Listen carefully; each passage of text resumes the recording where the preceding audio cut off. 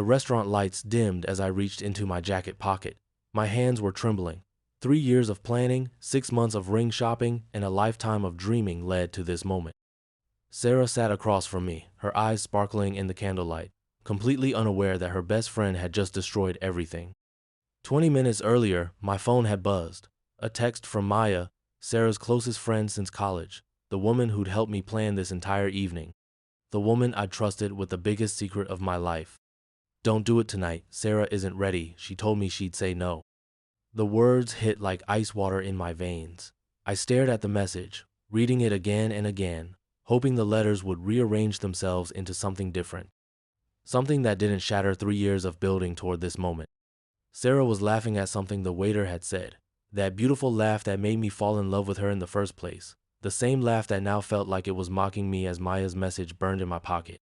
I couldn't do it, not with those words echoing in my head, not when her best friend was telling me I was about to face rejection. The ring stayed in my pocket. Dinner passed in a blur of forced conversation and dying dreams. That night, I lay awake staring at the ceiling while Sarah slept peacefully beside me. Maya had betrayed us both, but why? What could she possibly gain from destroying our happiness? I'd known Maya almost as long as I'd known Sarah.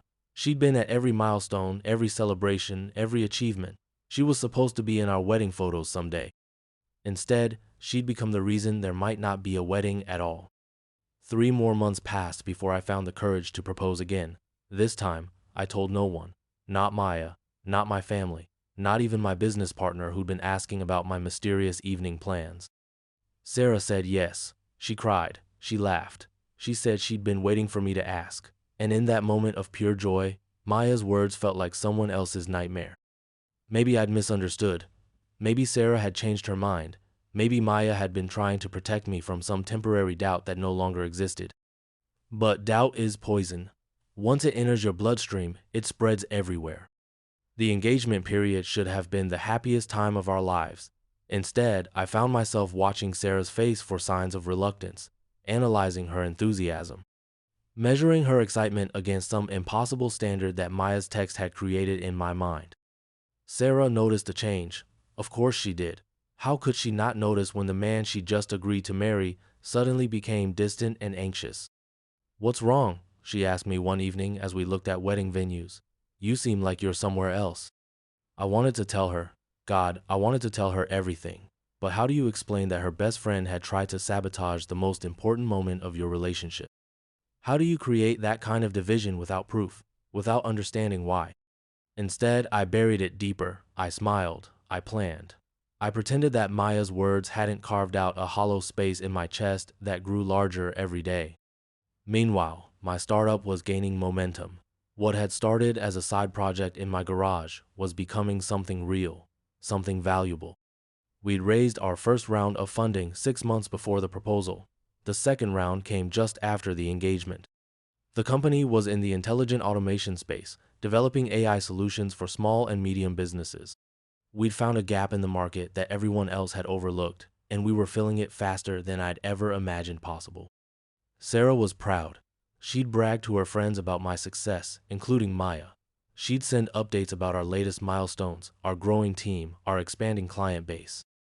I should have been grateful for her support. Instead, every mention of the business around Maya made my skin crawl. Was this why she tried to stop the proposal? Had she somehow known about the company's potential and wanted to position herself differently? The thought felt paranoid, but paranoia was becoming my default state. The wedding planning continued. Maya played her role perfectly, the supportive best friend helping with dress shopping and venue selection. She smiled at all the right moments. She offered all the right suggestions. She acted like she'd never sent that text at all. I began to wonder if I'd imagined it. Late at night, I'd pull up the message thread, confirming that the words were real, that the timestamp was accurate, that I hadn't manufactured this betrayal in some stress-induced delusion. But there it was, every time. Those words that had stopped me from proposing on the night I'd planned, forcing me to wait 3 more months and filling that delay with doubt and distance. The third funding round changed everything. We raised $20 million. The valuation hit unicorn status overnight. Suddenly, my garage startup was worth more than $1 billion on paper, and I owned a significant percentage of it. The business press picked up the story. Forbes wrote a profile. TechCrunch featured us on their homepage. Sarah's excitement was genuine and infectious. She'd screenshot every article, every mention, every sign that the world was finally recognizing what she'd believed in from the beginning. Maya's congratulations felt different. They came too quickly after each announcement, as if she'd been watching for them. Her enthusiasm seemed calculated, performed. But maybe I was reading malice into normal friendship. Maybe the poison of that text had infected how I saw everything she did. The IPO discussions started earlier than expected. Our growth metrics were astronomical. Our market position was stronger than anyone had predicted. Investment banks were practically begging to manage our public offering. Sarah and I set a wedding date for 6 months after the projected IPO. Everything was aligning perfectly, too perfectly, and that's when Maya's true nature finally revealed itself. It started with small comments, casual mentions of other relationships that hadn't survived sudden wealth, gentle questions about whether I was the same person Sarah had fallen in love with, observations about how money changes people, usually not for the better. At first, Sarah laughed them off, but Maya was persistent. She planted seeds of doubt with the skill of someone who'd been cultivating this garden for months. "I just want you to be careful," I overheard Maya saying to Sarah one evening when I came home early from work. "I've seen what happens when regular people suddenly become wealthy. The pressure, the attention, the way everyone starts treating them differently. I just don't want you to get hurt." Sarah's voice was defensive. "Jake isn't like that. He's the same person he's always been." "I hope so," Maya replied, her tone carefully neutral. "I really do hope so. But maybe you should think about what you want from life. Independent of all this business success. Independent of the money. What do you actually want?" I stood in the hallway, frozen, as Maya systematically undermined our relationship, using my success as a weapon. She was turning my achievements into threats, making Sarah question whether our love could survive prosperity. That night, Sarah was quieter than usual. She asked questions about the business that she'd never asked before, whether the stress was worth it, whether I was happy, whether I missed who I used to be. Maya was a master manipulator, and I was watching her work in real time. The IPO announcement came on a Thursday morning. We'd be going public in 6 weeks. The estimated valuation was even higher than our private rounds had suggested. The financial press went wild. My phone wouldn't stop ringing. Sarah was at work when the news broke. I texted her immediately, wanting her to hear it from me before she saw it online. Her response was enthusiastic but brief. She was in meetings all day, she said. We'd celebrate that evening.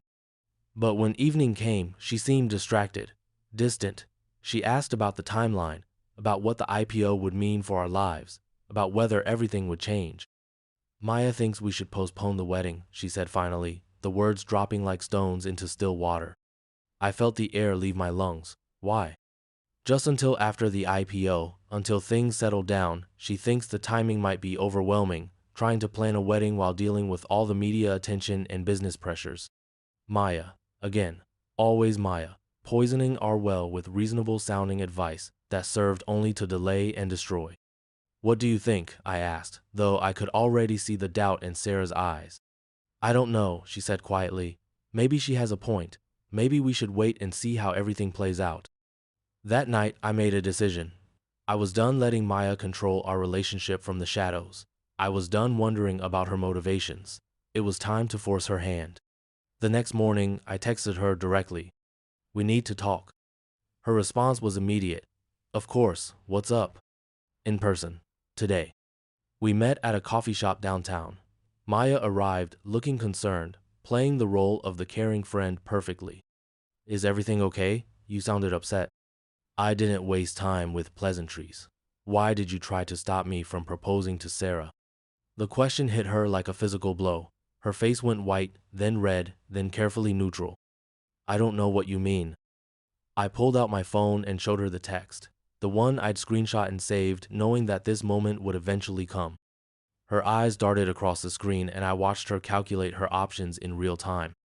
"I was trying to help," she said finally. "Sarah had mentioned some doubts. I thought you should know." "What doubts?" Maya shifted in her chair, her confidence cracking. She was worried about the timing. "With your business taking off, She wasn't sure if you were proposing because you loved her or because you wanted stability while everything else in your life was changing. It was a good lie, almost believable, but I'd lived with the poison of her deception for too long to accept another dose. That's not what you said. You said she told you she wasn't ready, that she'd say no. Which was it, Maya? The silence stretched between us. Maya stared into her coffee cup like it might provide an escape route. I made a mistake, she said finally. I misunderstood what she was feeling. I thought I was protecting both of you. From what? From making a huge decision at the wrong time. From letting business success cloud your judgment about love.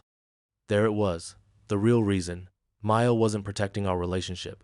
She was protecting herself from being left behind. She'd seen my company's potential before Sarah had fully grasped it. She'd realized that our engagement and eventual marriage would elevate Sarah into a world that didn't have room for childhood friendships based on shared history and little else. You've been trying to break us up ever since, I said. Every comment about money changing people, every suggestion that Sarah should be careful, every piece of advice about postponing the wedding, it's all been you trying to destroy what we have. Maya's mask finally slipped completely. You don't deserve her, she said, her voice sharp with years of concealed resentment. You think because you got lucky with some tech company that you're suddenly this amazing catch? Sarah was perfect before you had money. She'll be perfect after you inevitably lose it. You're just a phase. The honesty was brutal and revealing. Maya had never seen me as worthy of her best friend. My success had only made that unworthiness more threatening because it gave me something valuable to offer. Something that elevated the relationship beyond her ability to undermine it through subtle manipulation. Does Sarah know how you really feel? I asked. Maya's jaw tightened. Sarah knows I care about her happiness more than anyone else ever will. I stood to leave. We'll see about that.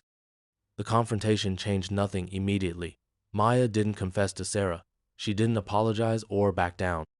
Instead, she doubled down on her campaign of subtle destruction, becoming more aggressive in her attempts to postpone our wedding. But I'd gained something valuable from our conversation. Certainty. I was no longer second-guessing my perceptions or wondering about Maya's motivations. I knew exactly what I was dealing with, and that clarity gave me power. The IPO moved forward on schedule. The media attention was intense but manageable. Sarah handled the pressure better than I'd expected, though I could see Maya's influence in every worried question and every moment of hesitation. 2 weeks before the public offering, I made another decision that would change everything. I hired a private investigator. It felt extreme, but Maya's behavior had become so calculated and persistent that I needed to understand if there was more to her story. People don't usually invest this much energy in destroying someone unless they have something significant to gain or lose. The investigator's report arrived 3 days before the IPO. What it contained made my blood run cold. Maya had been researching my company for over a year. She'd attended industry conferences where I'd spoken. She'd connected with my business partner on LinkedIn. She'd even reached out to several of our early investors, claiming to be working on an article about emerging tech companies. But the most damning discovery was financial. Maya had taken out a substantial personal loan 8 months earlier, the kind of loan that required collateral and carried serious consequences for default. She was in financial trouble, and she'd been using her inside knowledge of my company's progress to try to position herself for investment opportunities. She'd approached 3 different investment firms, presenting herself as someone with detailed knowledge of our operations and growth potential. She'd name-dropped her relationship with Sarah and her access to insider information about our business trajectory. Maya hadn't been trying to protect Sarah from me. She'd been trying to protect her investment strategy from the threat of our marriage. If Sarah and I got married, Maya's claim to inside access would become ethically and legally problematic. Her pipeline to information would dry up. Her ability to leverage our relationship for financial gain would disappear. That's why she tried to stop the proposal. That's why she'd been pushing to delay the wedding. She was buying time to maximize the value of her insider position before our marriage made it untenable. The IPO launched on a Tuesday morning. The opening price exceeded all projections. By the closing bell, my net worth had increased by more than $50 million on paper. Sarah was radiant. She'd taken the day off work to watch the trading with me. Every price milestone was met with champions and celebration. For a few perfect hours, Maya's shadow fell away completely. That evening, we went to dinner at the same restaurant where I'd originally planned to propose. This time, I had a different kind of surprise. "I have something to tell you," I said as we waited for dessert. Sarah's expression grew curious, then concerned as I pulled out the private investigator's report. "It's about Maya." What followed was the most difficult conversation of our relationship. I walked Sarah through everything: the original text that had stopped my proposal, the months of subtle manipulation, and finally, the evidence of Maya's financial scheming. Sarah's face went through a dozen emotions as she read the report: disbelief, confusion, anger, hurt, betrayal.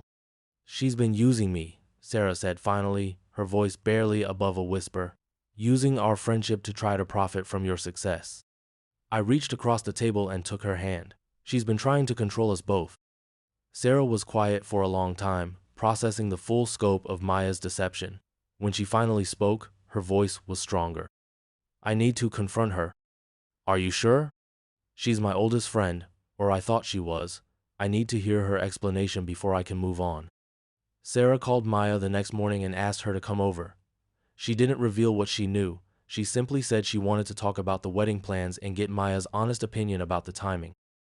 I stayed upstairs while they talked, but I could hear the conversation through the vents. Maya arrived with her usual enthusiasm, launching immediately into her rehearsed concerns about rushing into marriage during such a volatile period. Sarah let her talk for almost 10 minutes before interrupting.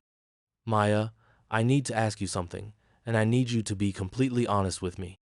"Of course, always." "Do you think Jake is good enough for me?" There was a long pause. "I think Jake is a good person," Maya said carefully. "I just think this timing is complicated. Money changes relationships. I want to make sure you're making this decision for the right reasons." "What if I told you I had proof that you've been researching Jake's company for over a year, that you've been approaching investors using your connection to me as credentials?" The silence that followed was devastating. I could picture Maya's face, the careful mask finally cracking beyond repair. "Who told you that?" "It doesn't matter who told me. Is it true?" Another long pause. "I was trying to secure my future," Maya said finally. "I'm drowning in debt, Sarah. I saw an opportunity to gain some financial stability by leveraging my knowledge of a promising company. I never meant for it to affect your relationship." "But it did affect our relationship. You tried to stop Jake from proposing. You've been pushing me to delay the wedding. You've been undermining my confidence in our future together." Maya's voice was small when she replied, "I needed more time." "Time for what?"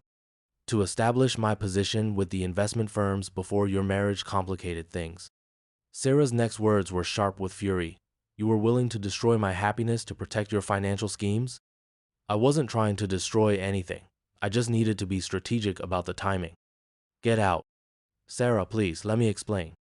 "Get out of my house. Get out of my life. We're done." I heard the front door close, followed by Sarah's quiet sobbing in the living room below. When I came downstairs, she was sitting on the couch, staring at her phone. "I can't believe I trusted her," she said when she saw me. "I can't believe I almost let her convince me to postpone our wedding." I sat beside her and pulled her close. She was very good at manipulation. She'd been practicing for months. "Years," Sarah corrected. "Looking back, I can see other times when she steered me away from decisions that would have been good for me, other relationships she undermined, other opportunities she discouraged me from pursuing. I just thought she was being protective." That night, we decided to move our wedding up instead of pushing it back. We'd been planning a large ceremony for 6 months in the future. Instead, we'd get married in a small ceremony with immediate family in 3 weeks. No bridesmaids, no maid of honor, no space for Maya to insert herself into our most important day. The wedding was perfect, small and intimate and filled with people who genuinely wanted us to succeed. Sarah looked radiant in a simple dress she'd bought the week of the ceremony. I managed to give my vows without thinking about Maya even once. Our honeymoon was 2 weeks in Italy, during which we both turned off our phones and ignored the business world entirely. We hiked through Tuscany and ate incredible food and reminded ourselves that our love existed independent of companies and money and other people's opinions. When we returned, there was a text waiting for me from an unknown number. "Congratulations on your IPO and your marriage. I hope you'll both be very happy together."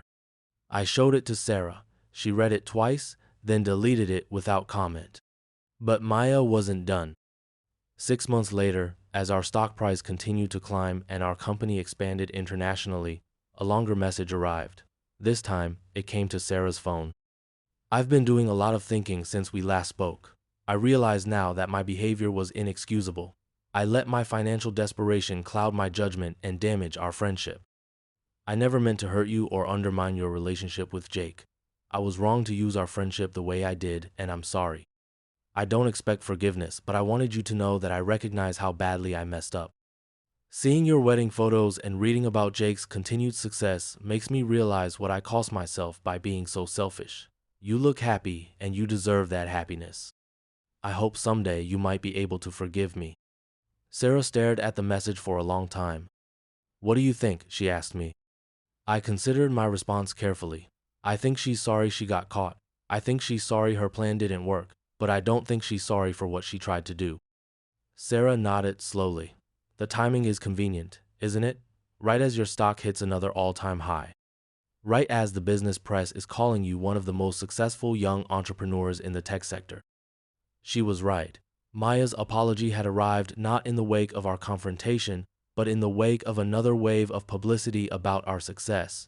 Another reminder of what she'd failed to profit from. Sarah deleted the message without responding. A year later, another message arrived. This one was longer and more detailed. Maya had apparently entered therapy and was working through her issues with money and friendship and boundaries. She acknowledged specific ways she'd manipulated our relationship and expressed understanding about why we'd cut contact. She asked for nothing, claimed to expect nothing, but said she needed to make amends as part of her healing process. This time, Sarah and I discussed it at length. The message felt more genuine, more self-aware, but it also felt calculated in its timing and presentation. Maya had clearly thought carefully about how to craft something that would be maximally convincing. Do you miss her? I asked Sarah. I miss who I thought she was, Sarah replied, but that person might never have existed. Looking back, I can see so many times when she was managing me instead of supporting me. Times when she positioned herself as the expert on my own feelings and desires. I thought she was protecting me, but she was actually controlling me. Sarah composed a brief response. I appreciate your apology, but I'm not ready to resume contact. I hope therapy continues to be helpful for you. Maya replied immediately. I understand completely. I just want you to be happy. But her actions suggested otherwise. Over the following months, Maya began appearing at events and locations where she was likely to encounter Sarah's other friends or family members. She would ask about Sarah's well-being, express regret about their lost friendship, and generally position herself as the reformed friend who'd made a mistake and learned from it. The message was clear. Maya was laying groundwork for an eventual reconciliation. She was rebuilding her reputation in Sarah's social circle, creating a narrative where she was the repentant friend who deserved a second chance. When Sarah's mother mentioned that she'd run into Maya at the grocery store and been impressed by how much Maya seemed to have grown and changed, we realized the campaign was working. She's trying to get back into our lives through other people, Sarah said. She's using the same manipulation tactics, just with a different strategy. That's when I made a decision that surprised even me. I decided to give Maya what she wanted. I reached out directly and suggested we meet for coffee. Maya was shocked but eager to accept. She probably thought she'd finally worn down our resistance through her patient rehabilitation campaign. We met at the same coffee shop where I'd confronted her 2 years earlier. Maya looked different, thinner, more anxious, but also more polished. She'd clearly put thought into her appearance and her approach. She launched into another apology, more sophisticated and self-aware than her previous attempts. She acknowledged her financial motivations, her manipulation tactics, and the damage she'd caused to our relationship. She claimed to have learned and grown and changed. I listened patiently until she finished. I appreciate your apology, I said, and I have something for you. Maya's eyes lit up with hope and curiosity. I pulled out an envelope and slid it across the table. It's a check. Maya opened it with trembling hands. The amount was substantial enough to cover her debt and provide a fresh start. I don't understand, she said. You tried to profit from your friendship with Sarah and your knowledge of my business, I explained. You were willing to damage our relationship to protect your financial schemes. So I'm giving you what you wanted. Money. Now, you can be financially secure without destroying the people who cared about you." Maya stared at the check, her face cycling through confusion, gratitude, and growing unease. "There's a condition," I continued. "You take this money and you disappear from our lives permanently. No more apology texts. No more chance encounters with Sarah's family and friends. No more attempts at reconciliation or rehabilitation.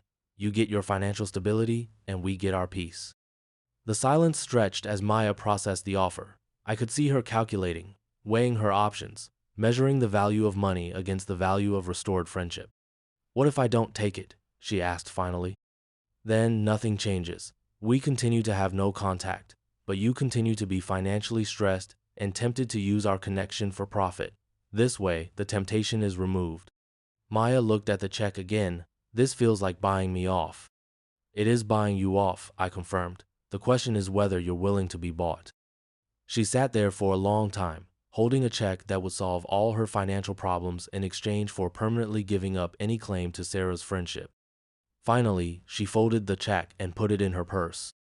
"I'll disappear," she said quietly, "but not because of the money, because I finally understand that I can't undo what I did. I can't manipulate my way back into Sarah's trust. The money will help me start over somewhere else, but even without it, I think it's time to let go." Maya stood to leave, then paused. "For what it's worth, I am sorry. Not just sorry I got caught. Sorry for what I chose to do. Sorry for the person I became when I was desperate." "I believe you," I said, "but belief wasn't enough to give you another chance to hurt us." Maya nodded and walked away. I never saw her again. That evening, I told Sarah what I'd done. She was quiet for a long time, processing the decision I'd made without consulting her. "Are you angry?" I asked. "No," she said finally. "I'm relieved. You gave her what she really wanted while protecting what we really needed. It was probably the kindest way to end something that should never have lasted as long as it did." 6 months later, Sarah received one final message from Maya, a brief text from a different number in a different state. "Thank you. I hope you know that I really did love you as a friend, even though I did a terrible job of showing it. I hope your life is everything you dreamed it would be." Sarah showed me the message, then deleted it without responding. "Do you think she meant it?" I asked. "I think she meant it the way she was capable of meaning it," Sarah replied. "But for Maya, friendship was always transactional. Even her love came with conditions and expectations and hidden agendas. That's not her fault exactly, but it's not something I can build a relationship on." 2 years later, our company went international. Sarah and I bought a house in the mountains where we spend weekends hiking and planning our future. We talk about having children, about traveling, about the strange path that led from a sabotage proposal to a stronger marriage than we might have had without the challenge. Sometimes Sarah mentions that she wonders how Maya is doing, whether the money helped her build a better life, whether she learned to form friendships based on genuine care rather than strategic advantage.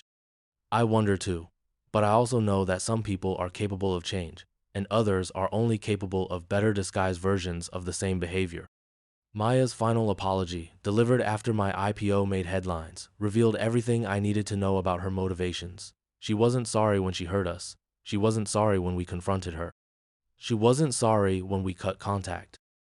She was sorry when her schemes failed and our success became undeniable. That's not remorse, it's regret.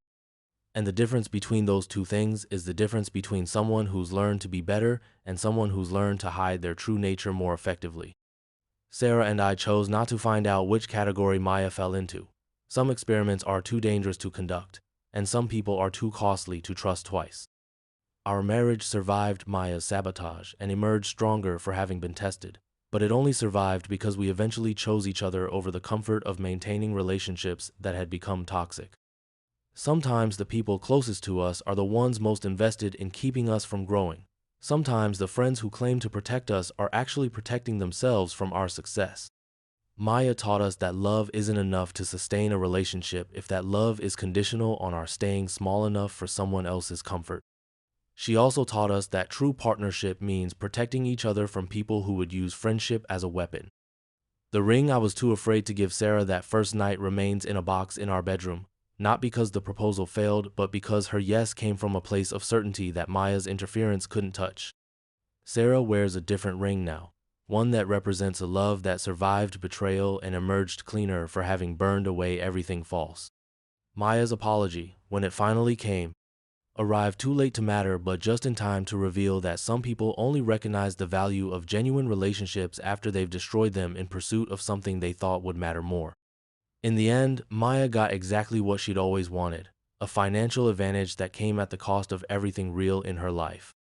And we got exactly what we'd always needed, a love that could survive being tested by someone who never understood what they were trying to destroy.